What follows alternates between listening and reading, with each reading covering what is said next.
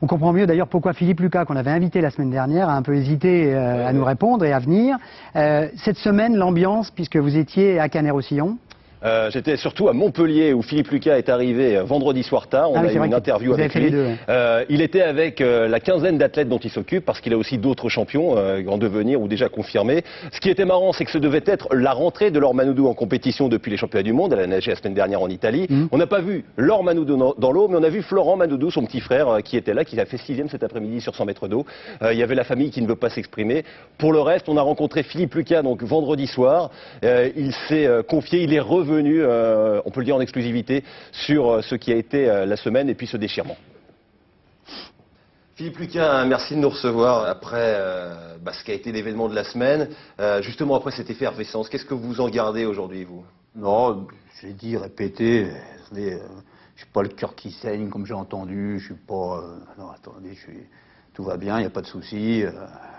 C'est pas la première fois, ce sera pas la dernière fois, et c'est pas la fin du monde, il y a plus grave quand même. Vous comprenez qu'à 20 ans, on puisse partir pour retrouver son fiancé? Il y a un moment, il ne faut pas tout mélanger. Il y a des sponsors qui sont derrière, il y a un investissement sur un entraîneur, il y a un investissement sur un club, sur une ville, sur une région, et on ne peut pas claquer la porte comme ça du jour au lendemain, c'est pas possible.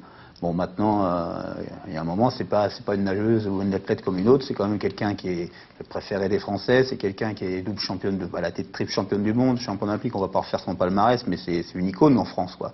Je veux dire, on peut pas balancer tout comme ça pour aller en Italie et rejoindre son fiancé, il faut réfléchir, quoi. Il y a eu des reproches sur vos méthodes. Est-ce qu'elles ne sont pas trop dures? C'est sûr que l'entraînement c'est difficile. Pour être numéro 1, pour être championne du monde, triple championne du monde, mais c'est quoi? Attendez, on peut pas faire autrement. On peut pas faire autrement.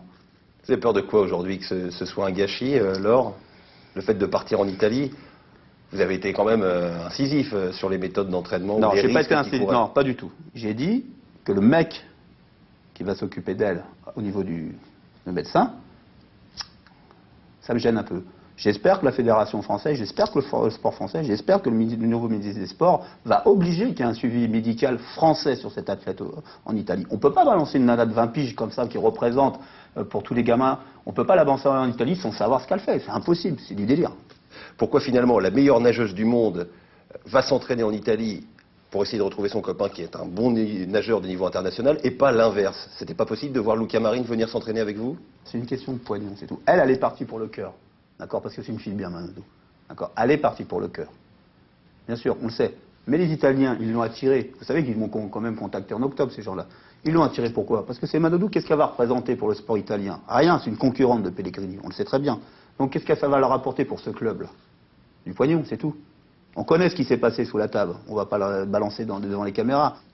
Quand elle dit qu'avec vous, elle ne pouvait plus progresser techniquement et que là-bas, elle va apprendre des choses.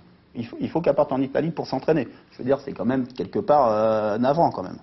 Il y a quand même en France des entraîneurs de très très grand talent. On ne va pas les citer, mais il y en a un paquet quand même. Les mecs qui ont fait leurs preuves. Ça veut dire qu'aujourd'hui, en France, il n'y a que des pinces, il n'y a que des trains, des clés de 12, et badaboum, on va en Italie. Il faut arrêter, il faut être lucide.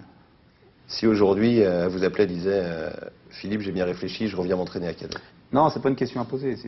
C'est trop compliqué le haut niveau. C'est pas comme ça. C'est pas je pars, je prends ma valise, je reviens, je repars. C'est pas possible.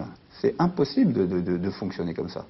C'est les relations que vous avez. Vous savez, non, mais c'est une fille que j'aime. On va pas revenir là-dessus.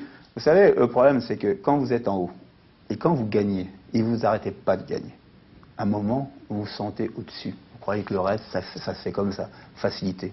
Cette fille, elle s'entraîne 3 ans avec moi, elle est championne olympique. Elle prend 3 médailles aux Jeux, derrière championne du monde, championne d'Europe, championne de... À quoi, à un moment, c'est comme ça. Je vais m'entraîner avec machin, ça va être bon. C'est ça, c'est le rêve. Et le reste, ça ne fait pas gagner des médailles.